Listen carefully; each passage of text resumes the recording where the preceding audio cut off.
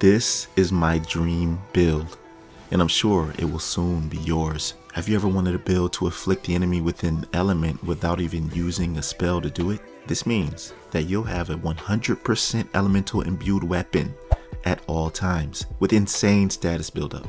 In this case, heaviness. That is the result of what the earth virtue inflicts, and it's only the tip of the iceberg. The build I'm using yields the most damage I've ever dealt to this date. With a top 3 weapon martial art you can only get exclusively in one place. Alright fam, it seems like with every single video I increase my knowledge about Wo Long, because for me there was some confusion regarding whether or not status effects stacked on multiple pieces of gear. At first I thought they didn't, but they do, and you can check it very easily in the stats section of whatever build you have equipped. This changed everything for me. The build I'd originally planned for this has been completely revamped and transformed into an absolute monster of a build. Hey yo, it's Be Righteous for my identity, and support on the channel as of late has been awesome. So I'd say keep that momentum going, feel me? If you're hyped about what I'm about to show you, then like the video. Also subscribe if you're feeling my style, and if you're new.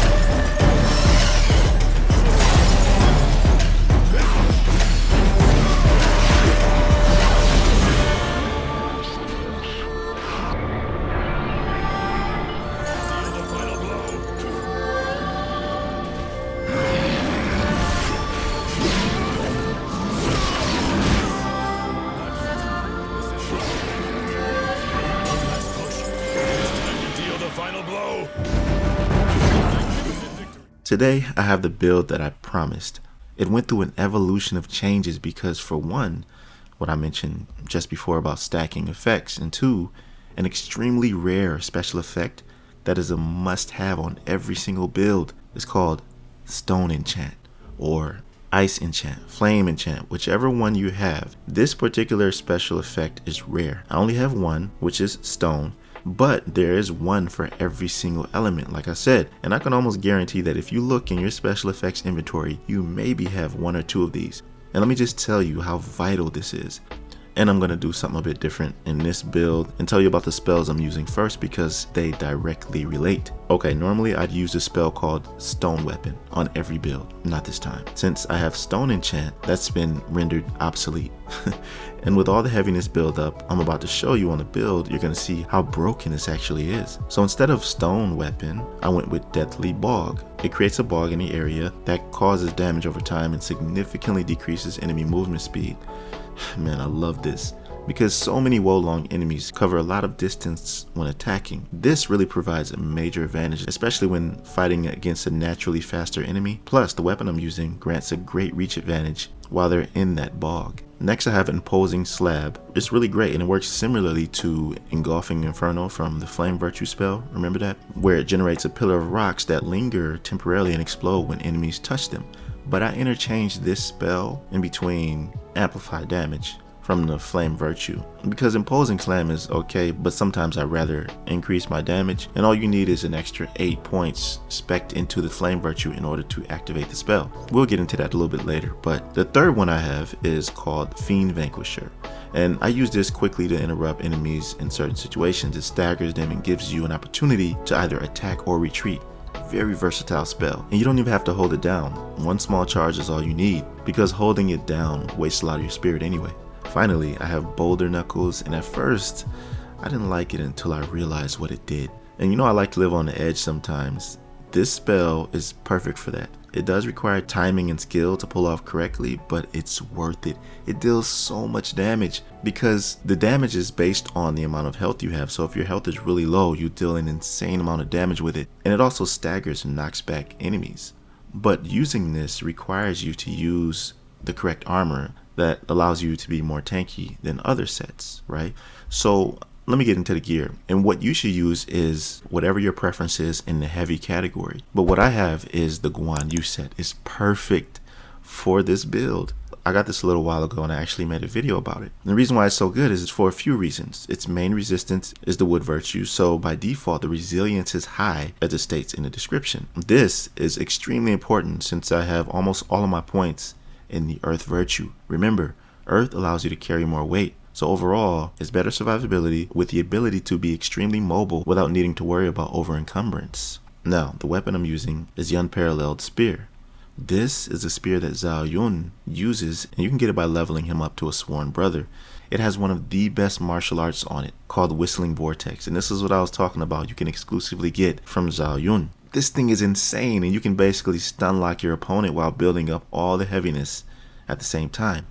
And one thing I found out about heaviness is that after you have afflicted an enemy with heaviness or any status effect, as long as you're hitting them, that heaviness meter stays on them. So the build-up is very important to keep them afflicted with whatever status you want. And the second martial arts on here is called Marching Dragon. I don't really use it much. I consider it just for fun. It's not really viable to use in real combat. And here's what I embedded on the spear. You already know about stone enchant, as I said, but along with that is power gain, where your damage is increased after you perform a martial art. And I also have stone attack power plus 17. Now, I did spread some misinformation on my last build about this not being stackable, and I apologize for that because it is. And you can stack as many of these as you can get on the build. And if you look here, every single piece on the build has plus 17 stone attack, along with heaviness accumulation on enemies. And I would like to have damage to enemies with heaviness, but for some reason on a 𝐽𝐤 set, I wasn't able to get that. The option just won't show up.